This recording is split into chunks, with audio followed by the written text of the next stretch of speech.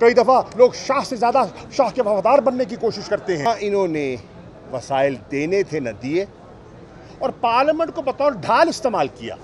एक तरफ कहते हैं कि हमें इलेक्शन की उजलत है और दूसरी तरफ 3 दिन का वक्फा करते हैं।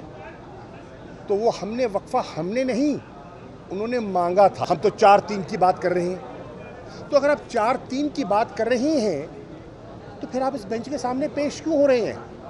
बच्चा जानता है कि पार्लियामेंट को 2 खानदान इस्तेमाल कर रहे हैं, अपनी सियासत की नज़र कर रहे हैं। ये हीले बहाने हैं।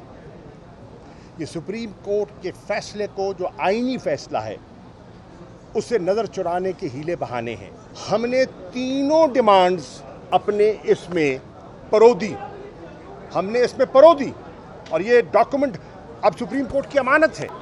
आज तहरीक इंसाफ की जो नेगोशिएटिंग टीम थी, जिसमें फवाद चौधरी साहब, अली ज़फ़र साहब जो हमारे वकील भी हैं और हमारे पॉलिटिकल नेगोशिएशंस का हिस्सा भी थे, और मैं, आज हम अदालत के हुक्म पर हाज़िर हुए और हमने अपनी ऑब्ज़र्वेशंस उनकी खिदमत में पेश कर दी।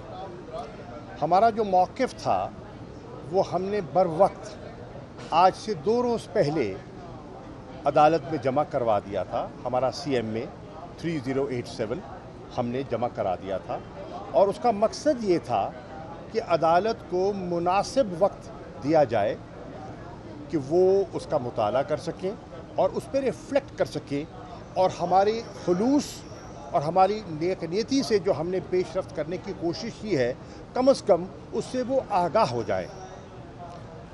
आपने देखा कि हुकूमत का जो CMA है वो आज सुबह दिया गया और उस पर दस्तखत भी नहीं हैं, कोलिशन अलायंस के दस्तखत नहीं हैं।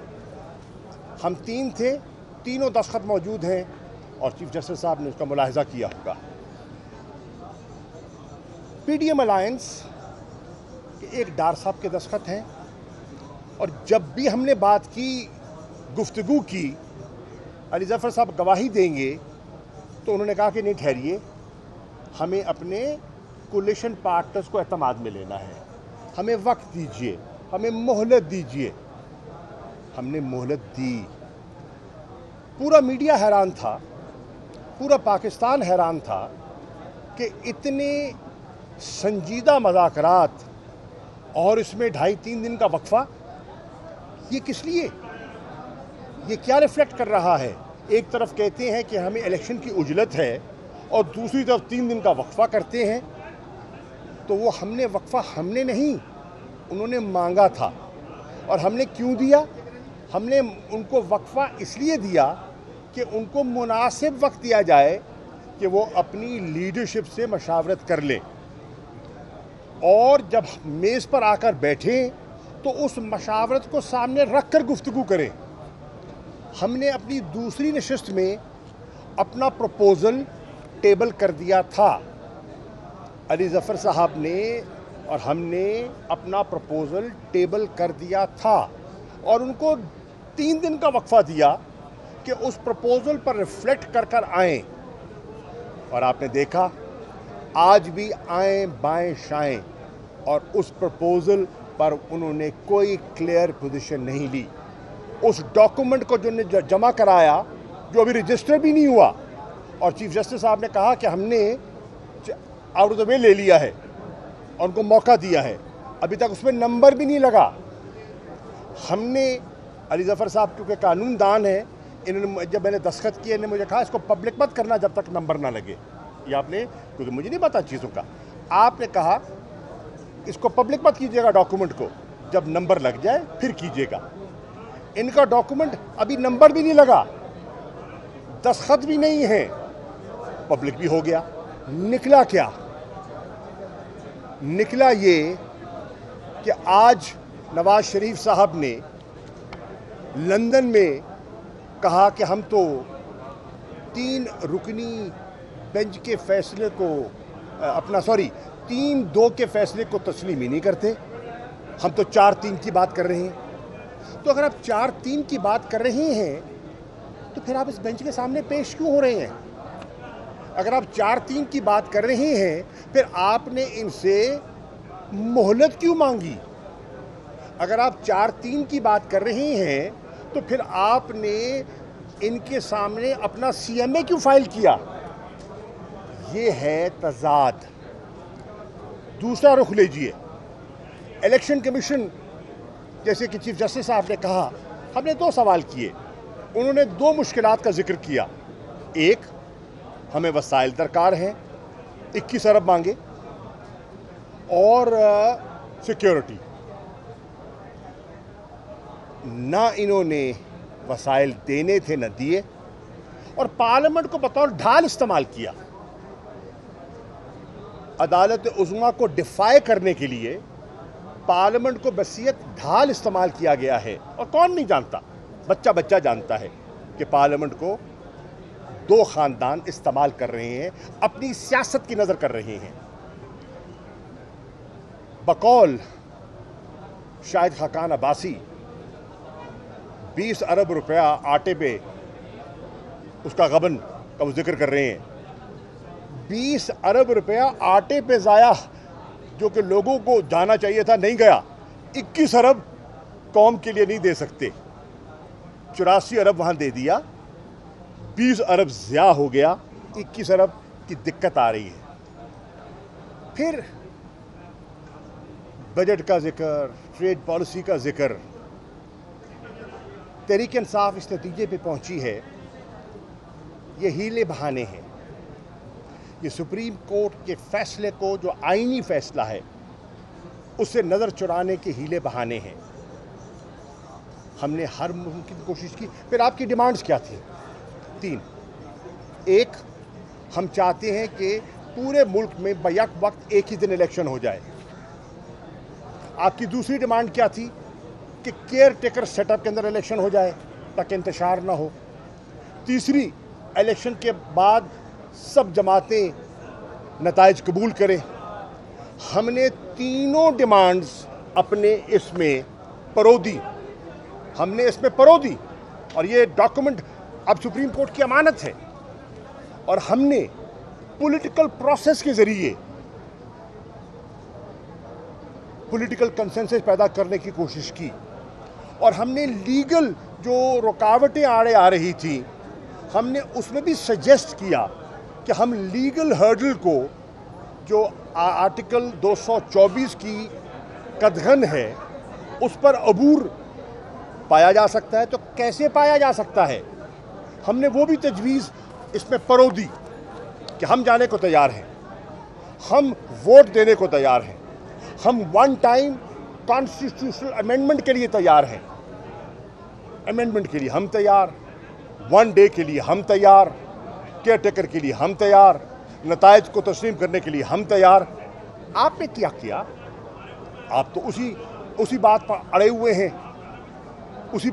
ہوئے ہیں کہ یہ سندھ اور بلوچستان کی اسمبلیوں کا ہمیں احساس ہے، ہونا چاہیے، ہمارے بھائی ہیں، بلوچستان بہت اہم ہے، سندھ بہت اہم ہے، اور میرا تو سندھ کے ساتھ 800 سال پرانا رشتہ ہے۔ لیکن کیا پنجاب اور خیبر پختونخوا کی اسمبلیاں جو ہیں ان کی کوئی قیمت نہیں ہے؟ کیا وہ منتخب لوگ نہیں تھے؟ کیا ان کے جذبات نہیں تھے؟ کیا انہیں نمائندگی درکار نہیں ہے؟ یہ ہم نے کیوں کیا؟ ہم ایم این ایز ہیں، ہم ایم این ایز کھڑے ہیں یہاں، ہمیں اسمبلی سے باہر رکھا گیا ہے، ہم مستفیوں کے باہر کیوں آئے؟ ایک مقصد کے حصول کے لیے نا، انتخابات کے لیے، اور مسلسل 1 سال ہم نے انتخابات کی جستجو کی۔ ایک طرف میز پہ بٹھاتے ہیں، دوسری طرف مقدمے بناتے ہیں، ایک طرف میز پہ بٹھاتے ہیں اور دوسری طرف گرفتاریاں کرتے ہیں۔ 33 میرے کارکنوں کو گرفتار کیا گیا اسلام آباد ہائی کورٹ کے سامنے۔ کیوں؟ ان کا گناہ کیا تھا؟ ان کا قصور کیا تھا؟ علی امین گنڈا پور کو ایک عدالت سے دوسری عدالت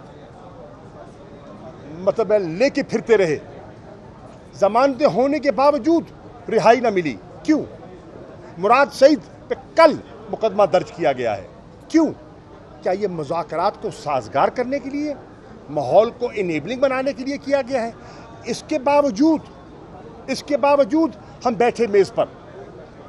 ہماری ایک جمہوری جماعت ہے, ہماری جماعت میں لوگ کھل کے بات کرتے ہیں, اور آپ جا کے دیکھیں ہمارے سوشل میڈیا کو بہت سے لوگوں نے بہت سی باتیں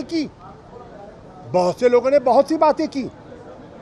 کئی دفعہ لوگ شاہ سے زیادہ شاہ کے وفادار بننے کی کوشش کرتے ہیں, لیکن ہم نے اپنا فوکس رکھا کس پر؟ آئین پاکستان پر, رول آف لا پر, عوام کی حاکمیت پر. جیسے کہ چیف جسٹس نے کہا حاکمیت اللہ کی ہے اور اس کا اظہار اس کے منتخب نمائندوں کے ذریعے ہوتا ہے. تو ہم نے کیا کیا؟ ہم کیا مطالبہ کر رہے ہیں؟ ہم ان لوگوں کو جن کو اللہ کے بعد حاکمیت کا رول دیا گیا ہے, سوورن کہا گیا ہے, ہم کہہ رہے ہیں ان کے دروازے پہ جاؤ. آپ ان کے دروازے پہ جانے سے کترا رہے ہیں کیوں؟ گھبرا رہے ہیں کیوں؟